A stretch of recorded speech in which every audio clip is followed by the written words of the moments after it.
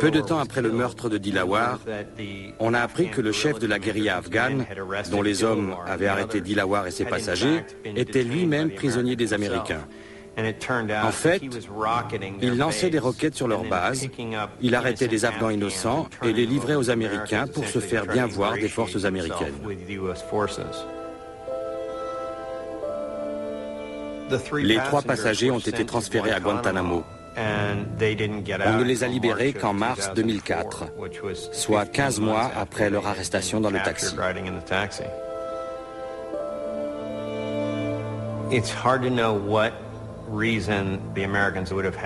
J'ai du mal à comprendre pourquoi les Américains ont envoyé ces hommes en prison, alors qu'ils avaient fini par conclure que Dilawar était innocent quand il est mort.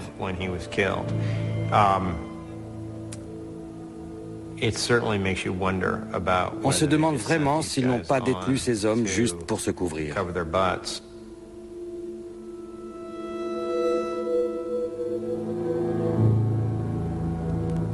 These are not mere innocents. These are among the worst of the worst. These are among the most dangerous, best trained, vicious killers on the face of the earth. They're terrorists, they're bomb makers, they're facilitators of terror, they're members of Al-Qaeda and the Taliban. And if they were free, they would engage in murder once again. Well, the only thing I know for certain is that these are bad people.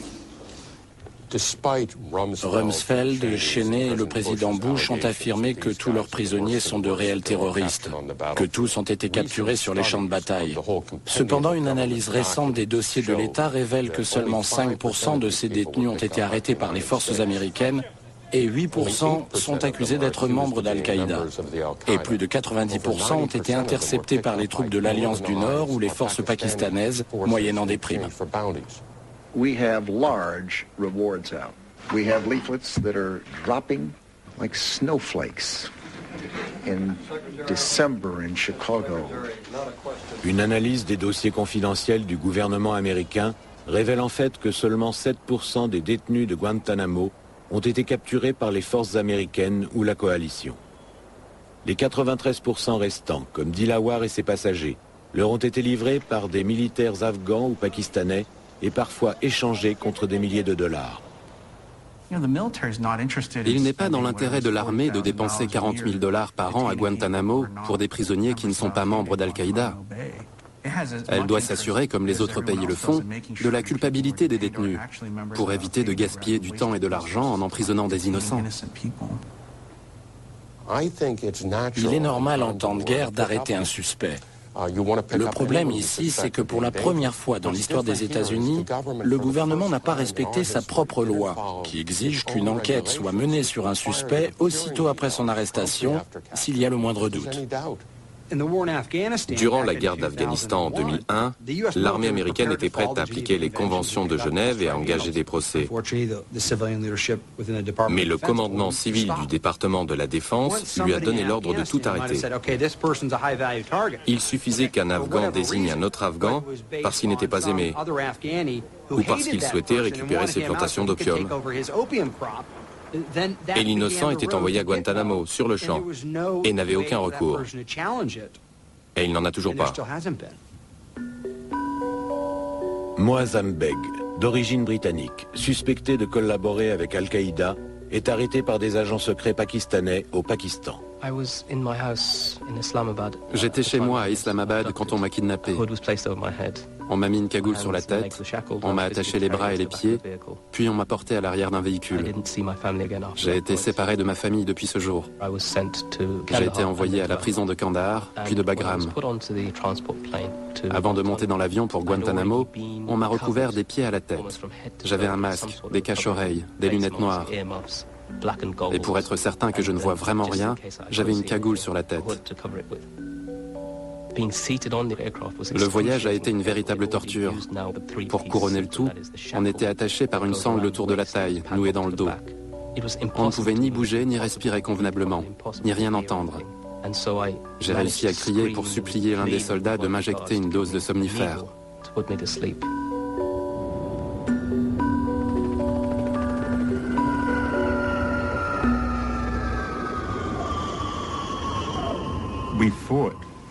On s'est battu pendant 2 ans et demi, juste pour avoir le droit de rendre visite aux prisonniers.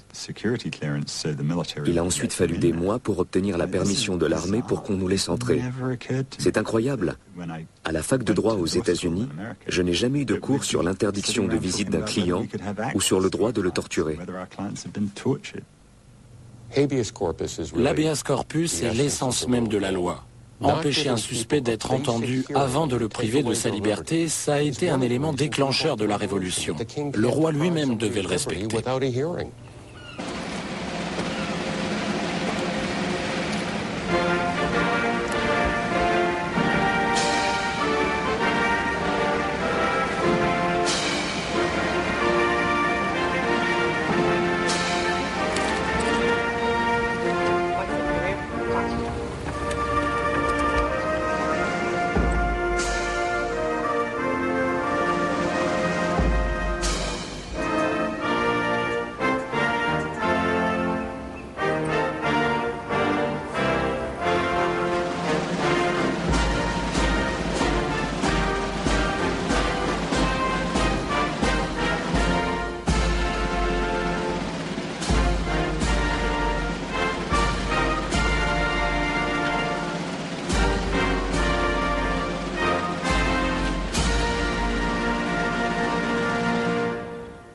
En 2004, 2 ans et demi après l'arrivée des premiers détenus à Guantanamo, la Cour suprême rejette la requête du gouvernement Bush, à savoir de garder les prisonniers en détention indéfiniment sans les autoriser à se défendre devant un juge.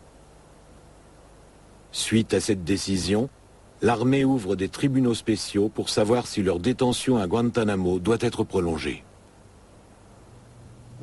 Des tribunaux de révision du statut de combattant ont été mis en place par le gouvernement 9 jours après notre victoire auprès de la Cour suprême. C'était n'importe quoi. Il n'avait aucun droit, ni de faire appel à un avocat, ni à des témoins. Les accusations étaient très vagues et la preuve de leur culpabilité était bien sûr tenue secrète. Ils ne la connaîtront sans doute jamais. Mais ça ne leur enlève pas la possibilité d'exposer leur cas et de démontrer que si on les libérait, ils ne constitueraient plus une menace. Mes clients ont été acquittés par ces tribunaux spéciaux. Mais ce jugement n'a pas plu à l'armée. On ne les a pas qualifiés de combattants non ennemis, mais d'anciens combattants ennemis, pour bien montrer qu'ils étaient coupables, qu'ils avaient changé et que l'armée ne s'était pas trompée sur leur compte. Ces hommes n'étaient pas forcément innocents. Ce n'est pas le terme adéquat. Il vaut mieux les qualifier d'anciens combattants ennemis. On les tenait à l'écart des autres détenus jusqu'à ce que le gouvernement américain trouve un pays qui les accueille. Certains d'entre eux ont été arrêtés sur le champ de bataille. Si on ne les avait pas amenés ici, ils y seraient encore et tueraient des soldats américains. On ne les a pas arrêtés pour rien. On doit s'assurer qu'ils restent ici jusqu'à ce qu'on estime qu'ils ne représentent plus une menace. Guantanamo s'est bien gardé de dire que les véritables terroristes, Mollah Omar et bien sûr Oussama Ben Laden, n'ont jamais été arrêtés. Guantanamo abrite 750 soi-disant criminels. Mais ce n'est qu'une façade pour faire croire au monde qu'on est en train de gagner la guerre contre le terrorisme.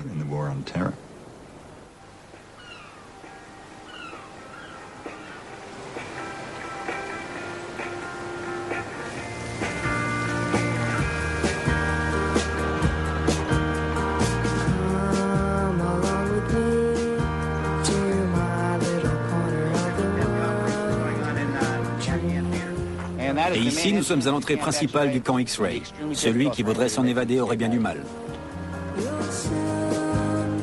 Les cellules sont individuelles et font 8 mètres de haut, 8 de large et 8 de profondeur.